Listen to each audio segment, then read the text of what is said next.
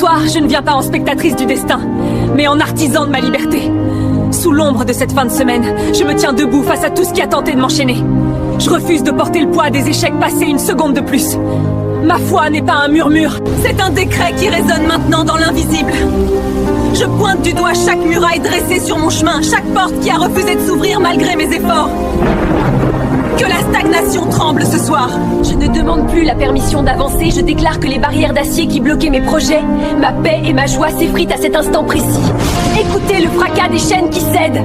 Les verrous de fer, forgés par l'adversité ou les doutes, volent en éclats. Là où l'accès était interdit, là où le ciel semblait de bronze, une brèche monumentale se crée.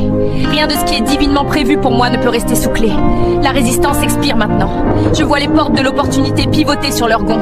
Ce ne sont pas de simples entrées, ce sont des portails vers une saison nouvelle.